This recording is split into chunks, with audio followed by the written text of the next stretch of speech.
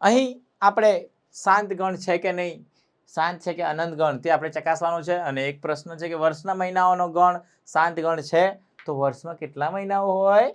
12.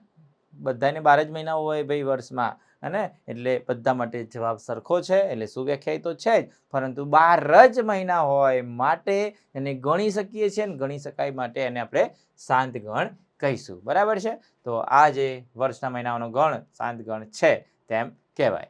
ત્યાર પછી આગળ વધીએ કે નેક્સ્ટ પ્રશ્ન જે છે 1 2 3 4 અપ ટુ ઇનફાઇનાઇટ. તો અંદર લખેલું છે ને up to dot dot dot dot dot એટલે કે અનંત.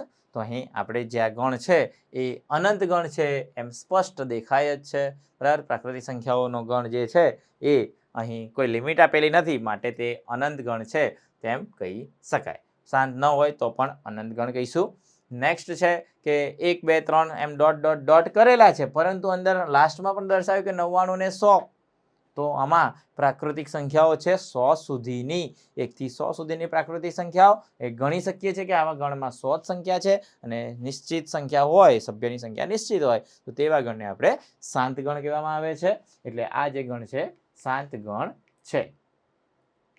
ચલો આગળ વધીએ કે 100 કરતા મોટા ધન પૂર્ણાંકોનો ગણ શાંત ગણ છે કે અનંત ગણ? તો 100 કરતા મોટા તો 101 102 103 અને ધન પૂર્ણાંકો જ કીધેલા છે. બરાબર? તો 100 કરતા મોટા બધા ધન જ હોય. તો આ બધા એ અનંત સુધી જેટલી પણ સંખ્યાઓ મળે જે 100 કરતા મોટા ધન પૂર્ણાંકો છે, માટે આપેલા જે ગણ છે એ શાંત ગણ નથી, એટલે અનંત ગણ છે એમ કહેવાય.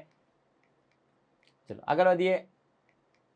99 કરતા નાની અવિભાજ્ય સંખ્યાનો ગણ. બરાબર? તો 99 કરતા નાની અવિભાજ્ય તો લિમિટેડ જ હોય. 99 કરતા નાની કીધેલી એટલે આ પણ જે છે શાંત ગણ છે.